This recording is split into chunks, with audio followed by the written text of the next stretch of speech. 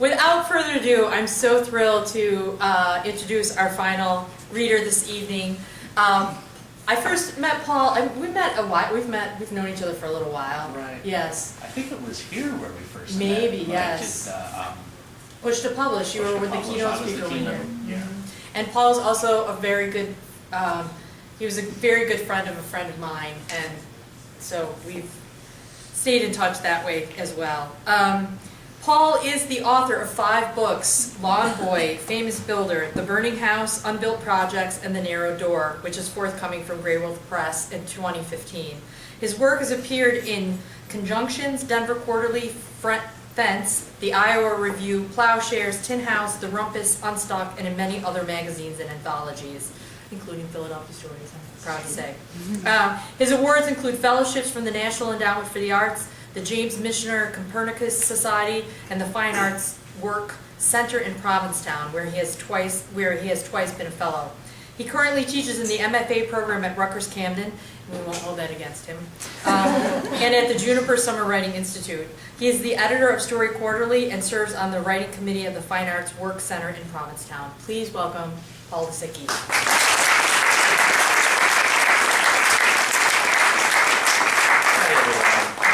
It's great to be here. Thanks, Carla, for asking me here tonight. Am I speaking loud enough? Mm-hmm. Good. Not really. Gotta keep my head up. How's that? Yeah, that's good. All right. I'm going to start with just the opening passage of a novel called The Burning House. And you're not out there. I am not here, but we're all walking together for one paragraph. The rising seas, the sinking lawn, none of that bothered me tonight. Laura's health and mind shifting like water. Mr. Greasy, son of Unabomber, far away, yea. I walked from the bay. I could not see. But I might have been given a fresh brain, inspired and outwardly turned. And as soon as I spoke those words to the deep, I swear creatures started coming toward me. Squirrels, raccoons, deer, herons, catbirds, footfalls on fallen leaves. I was like someone out of a freaking folktale who knew not death or the turned-up stomach, but moved through the night with the lightest tread, changing it with the benevolence of his passing. Oh, I'm exaggerating for effect now, I'll admit it. Real contentment has none of that extremity or loopiness, no sign of endings or the long black coat creeping out from behind a bush. What was I telling you? It was something like this. The world was made exactly for us, and we never have to leave it.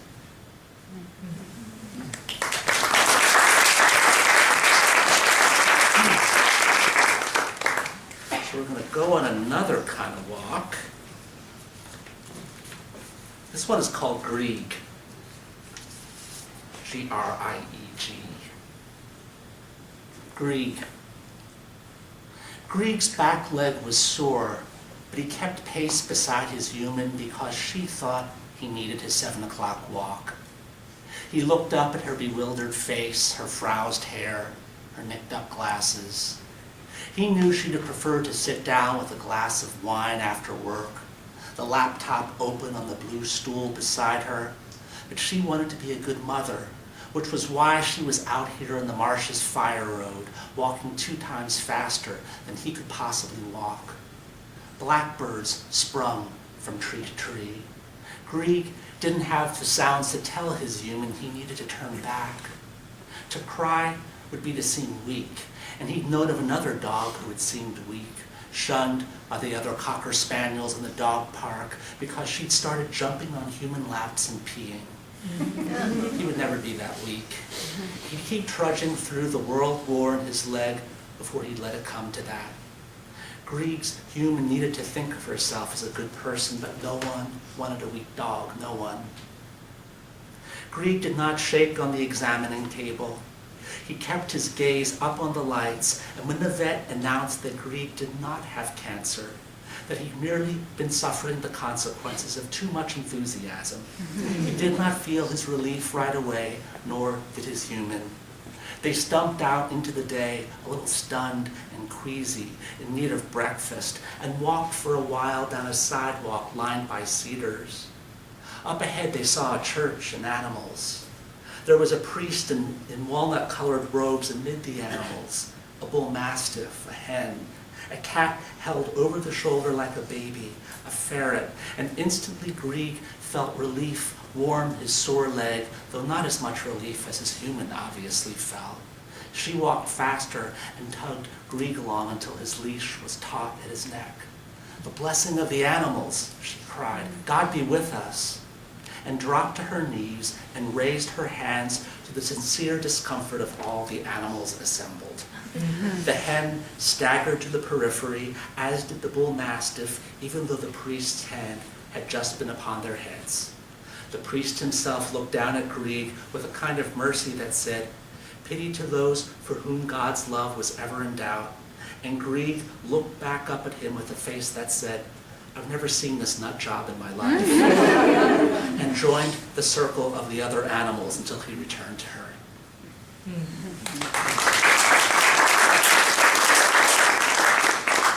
It just occurred to me, this is the second Catholic college I've read for in 2 days. I read up at Fordham on Monday night, so I'm not sure that's exactly appropriate or apropos or whatever, or apt to what I'm going to read next. But I did start working on a collection of pieces from the point of view of various religious, of different denominations. Hey guys. And this one is from the perspective of a disgruntled priest, a gently disgruntled priest. It's called Lent. Father Jed's head was stuck in Lent. He said these words to himself as a kind of talisman. Otherwise, his head would have split in two. He sat on the chancel with Father Benedict, the assistant pastor, up on the priest's seat. Why was he so torn up on the night of the Easter Vigil? It was the most joyous Mass of the year. The choir, the drummers, the brass ensemble, the woodwind players, the readers, everyone had been preparing for this night since the doldrums after Epiphany. The church was dark, completely dark. It gave Father Jed a thrill to think of one of those perpetual latecomers stalled at the vestibule. The dark made things scary. The dark made the first reading, the story of Abraham and Isaac, scary. The dark made the second reading, the story of the Red Sea parting, even scarier. What kind of God would exact such a price on humans? Father Jed knew that doubt was acceptable. Doubt was of a piece with faith. You could not have faith without doubt. Faith was active, dynamic, but doubts on the night of the Easter Vigil? It was unseemly as the young men from Our Lady of the Martyrs who hefted the cross of Good Friday on their shoulders across the Safeway parking lot, knowing full well they were in a Jewish neighborhood. Father Jed couldn't see any of the faces of the people. Their candles were snuffed out. The Chilean wine palms shadowed the windows from outside, purpled, ghosty. Then the lights went on. Sister Ray was incensing the chancel and transepts with the bowl she held high, her troop of 6 dancers behind her. They were leaping, reaching, turning, flashing through the smoke. Their gestures said, "Our God is a good God. Our God is a friend to the stranger." The incense stung his eyes. It was so strong in the air that he tasted it on the back of his teeth. Someone coughed. The dance had seemed like a good idea back in February, long before the saguaro had bloomed by the front doors. Dance always had something of risk about it. Maybe this time someone would fuss at Bishop Wren, which was exactly what his parishioners wanted, something to get riled up about. And yet, Father Jed wanted to slide down the priest's seat, cringing in embarrassment for everyone assembled. Had the dancers listened to the readings? Had the people? Apparently not, as everyone facing the sanctuary looked hot with delight. They were so ready to sweep the rigors of deprivation aside. They were so ready to get out of that desert that most of them had chosen to live in one, air-conditioned. It took everything in Father Jed not to leap out of his seat, dash into the sacristy to turn off the lights. What would Sister Ray and her dancers do if they couldn't see the seats? He imagined the startled gasp, the strangled cry. Now see who your God can be, Father Jed thought. He gripped the arms of the priest's seat. Had he said those words aloud? Couldn't tell outer from inner anymore. Oh God, dear God. By the third reading, God said, I am taking you back. And Father Jed felt his eyebrows crisp as the responsorial psalm wended its way toward E minor. What had he been thinking? Had those ghastly thoughts sculpted his face? He looked out at the parishioners he was closest to, Juan Fernando in the second row, Daisy 2 rows behind Juan Fernando, Dean all the way in the back, face half concealed behind a column for reassurance. But none of them looked back. Surely his friends would let him know, these friends who had shared everything with him, from their Xanax dependencies to their breakups, to their bitter little affairs late into the evening as they walked along the arroyo. But none of them looked back at him. They were looking at the feet of Father Ben, which were just slightly off the floor. He was giving the sermon. He was doing his usual, linking Terminator 2 to Flannery O'Connor to one of the Psalms, and managing to connect them with bleak, expert joy. Everyone was looking, as if by sheer looking, they were keeping his feet in air. Father Benedict did not look down. He did not know what was happening any more than he knew what he was wearing on his feet. One shoe black, one shoe brown. The mismatched shoes didn't appear to matter to anyone, which might have been why Father Jed got down on his hands and knees and crawled across the carpet toward Father Ben with his own black shoe in hand.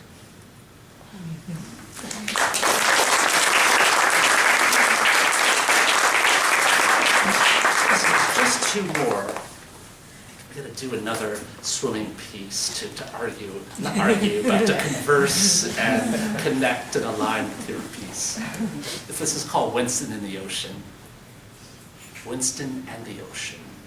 Winston stayed in the ocean longer than the other children. He'd stay in all afternoon, even if his neck turned blue, even if a wave pulled him under, scraping his chest raw against the shells. The mothers looked out at Winston from their tidy circle of primary colored chairs. They'd shake their heads and laugh, puzzled that Winston was capable of such endurance.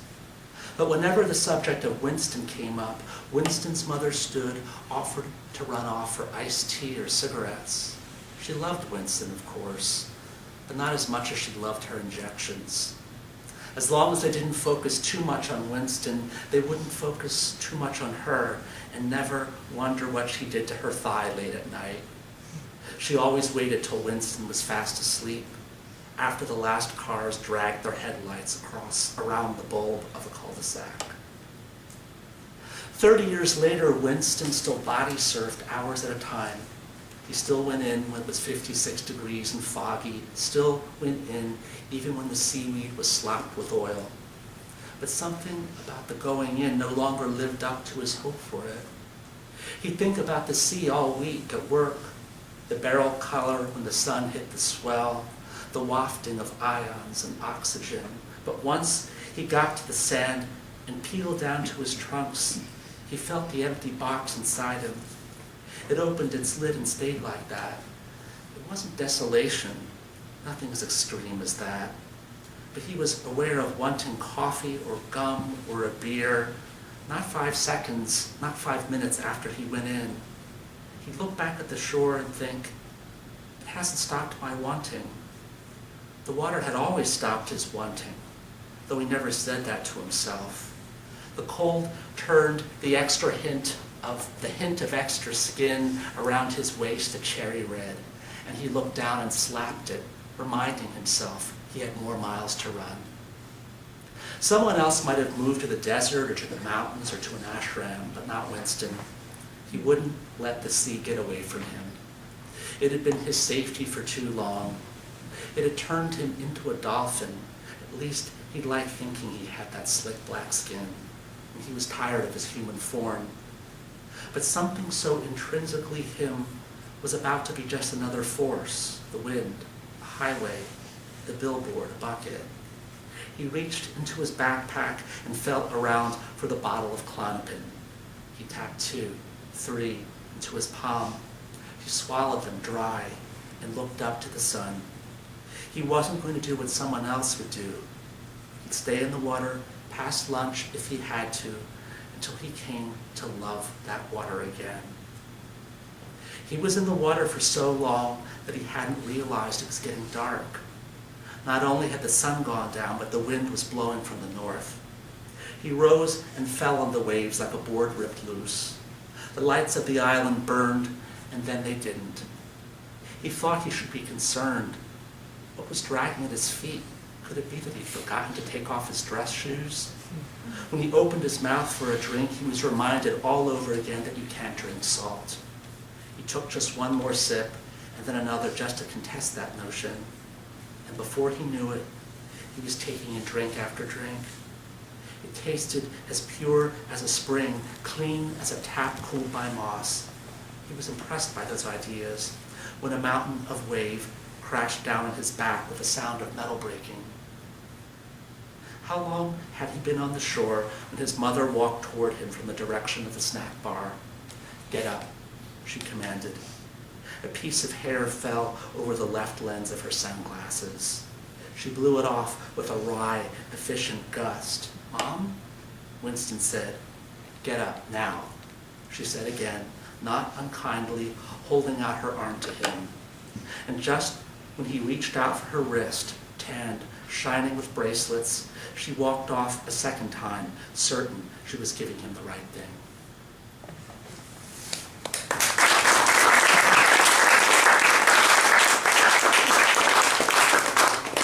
Well, I'm just going to finish with a really, really short piece called Housesitter. And thanks so much for this community and for your attention and for this lovely room and your faces. Housesitter. On his final night of his 10-month stint as a housesitter, Asher lay on the sofa, the heat of the reading lamp working into his lips and brows. The question that had been goading him all day, through the hauling out and the cleaning up, needed to be spoken. "What message do you have for me?" He looked out over the boxes taped tight with maps and cups and weather instruments, his precious things. He'd lie up all night for an answer if that was what was being required of him. He'd stayed up all night before. The report did not come right away. Reports rarely do. It came at the point when he felt himself going under. The smell of cat box, pungent and dusty, up from the cushions of the sofa. The smell was not constant. It came and went like a pulse. He'd never smelled cat box before, not in this house, where no one took care of a cat, not even the owners who coughed at weeds and trees and animals, most things that were alive. He did not know what to do with this message, as he did not know why he was moving on to another house where there wouldn't be room for his furniture, not that he had any. He lived so lightly on the earth, even when he tried to leave a stain of himself in the tub, just as an experiment. The walls wouldn't hold him. He could barely see his hands.